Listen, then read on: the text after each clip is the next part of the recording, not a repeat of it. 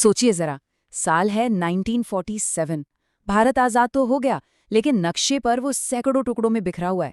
और इसी उथल पुथल के बीच एक मिशन शुरू होता है जो देखने में बिल्कुल नामुमकिन लगता है, राजस्थान का एकीकरण। यकीन मानिए, ये सिर्फ इतिहास का एक चैप्टर नहीं है, ये तो एक पॉलिटिकल वेब सीरीज की तरह है, जिसमें ड्रामा भी है, साजिश भी और कुछ बहुत दमदार किरदार भी। तो ये चुनौती आखिर थी कितनी बड़ी? अंदाजा लगाइए, उस वक्त राजस्थान में 19 तो रियासतें थीं, 3 ठिकाने थे और एक केंद्र शासित प्रदेश था। यानी कुल मिलाकर 23 अलग अलग पॉलिटिकल बॉडीज, जिन्हें एक साथ एक धागे में पिरोना था। और इस जबरदस्त काम को पूरा करने में वक्त कितना लगा? पूरे 8 साल, 7 महीने और 14 दिन। जी हाँ, ये कोई रातों रात हुआ चमत्कार नहीं था, बल्कि एक महागाथा थी जिसे रोज की बातचीत, सूझबूझ और कूटनीति से धीरे धीरे लिखा गया था।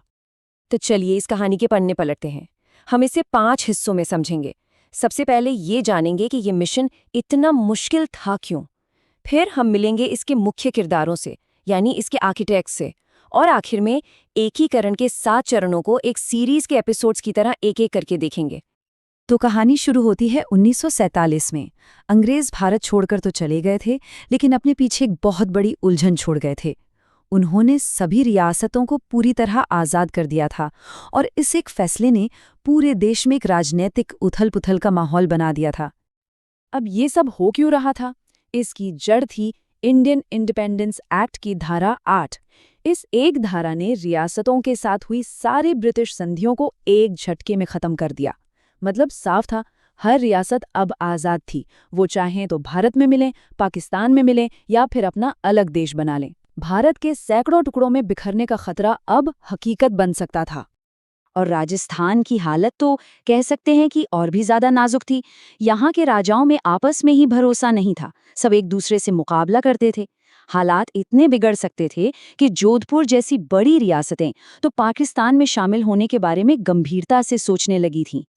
अब इस बढ़ते हुए संकट से निपटने के लिए एक टीम मैदान में उतरी। 5 जुलाई 1947 को रियासती सचिवालय बनाया गया और यहीं से एकीकरण के इस ऐतिहासिक मिशन की ऑफिशियल शुरुआत हुई। और इस मिशन के 2 मुख्य नायक थे। एक तरफ थे सरदार वल्लभ भाई पटेल, लौह पुरुष, जो इस मिशन के पीछे की असली ताकत और विजन थे। तो दूसरी तरफ थे उनके सेक्रेटरी वीपी मेनन, एक मास्टर स्ट्रैटेजिस्ट, जिन्होंने अपनी जबरदस्त कूटनीति से इस सपने को जमीन पर उतारा।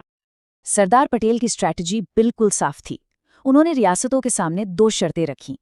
पहली, आबादी 10 लाख से ज्यादा हो, और दूसरी, सालाना आमदनी 1 करोड़ रुपए से ज्यादा हो। जो भी इन शर्तों को पूरा नहीं करता, उसका आज़ाद रहना तो नामुमकिन था, उसे भारत में मिलना ही था। तो अब शुरू होती है हमारी सीरीज। पहले 3 एपिसोड्स में हम देखेंगे कि कैसे छोटी छोटी रियासतों को जोड़कर एक बुनियाद रखी गई, ताकि एक मोमेंटम बन सके और बड़े राज्यों को भी शामिल होने के लिए तैयार किया जा सके। पहला एपिसोड यानी पहला विलय था मत्स्य संघ का। आप कह सकते हैं कि ये इस पॉलिटिकल ड्रामा का एक तरह से पायलट एपिसोड था। 18 मार्च 1948 को अलवर, भरतपुर, करौली और धौलपुर यानी ABCD रियासतों को मिलाकर मत्स्य संघ बनाया गया। इसका ये दिलचस्प नाम इतिहासकार KM मुंशी के सुझाव पर रखा गया था, और धौलपुर के महाराजा उदय भान सिंह को इसका राज प्रमुख बनाया गया। पहले विलय की कामयाबी के ठीक 1 हफ्ते बाद 25 मार्च 1948 को कहानी दूसरे एपिसोड पर आ गई। इस बार हाड़ौती और वागड़ की 9 छोटी रियासतों को मिलाकर पूर्व राजस्थान संघ बनाया गया। लेकिन ये विलय सिर्फ कोई राजनीतिक फैसला नहीं था, ये राजाओं के लिए बहुत ही ज्यादा भावुक पल था। इसका सबसे बड़ा सबूत है बांसवाड़ा के शासक चंद्रवीर सिंह के शब्द। जब वो विलय पत्र पर दस्तखत कर रहे थे तो उन्होंने कहा, मैं अपने मृत्यु पत्र पर हस्ताक्षर कर रहा हूं। ये शब्द बताते हैं कि अपनी सदियों पुरानी विरासत को छोड़ना कितना दर्दनाक रहा होगा। अब आता है कहानी में एक बहुत बड़ा मोड़, एपिसोड 3, जिसमें मेवाड़ यानी उदयपुर की वो प्राचीन और सबसे प्रतिष्ठित रियासत इस संघ में शामिल होती है। 18 अप्रैल 1948 को जैसे ही उदयपुर का विलय हुआ, इस संघ का नाम संयुक्त राजस्थान हो गया और राजधानी उदयपुर बन गई।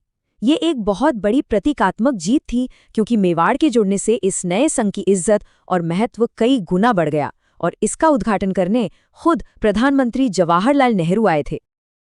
अब हम पहुंचते हैं कहानी के क्लाइमैक्स पर। चौथा चरण, जिसे स्वर्णिम चरण भी कहा जाता है।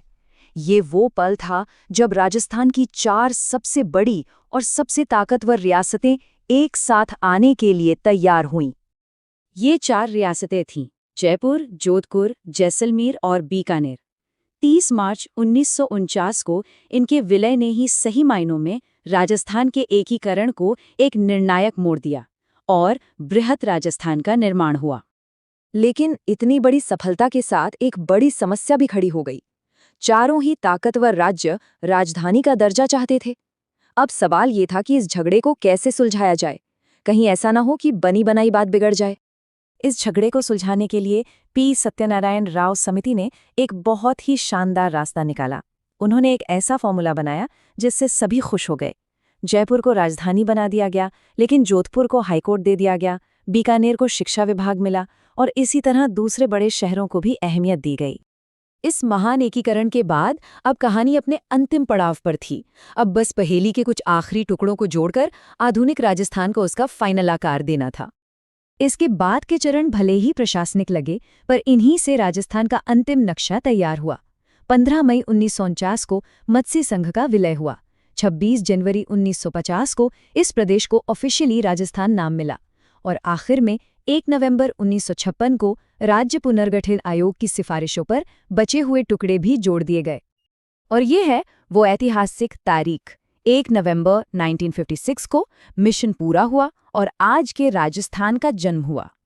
इसी दिन राज प्रमुख का पद खत्म करके राज्यपाल का पद बनाया गया और गुरुमुख निहाल सिंह राजस्थान के पहले राज्यपाल बने।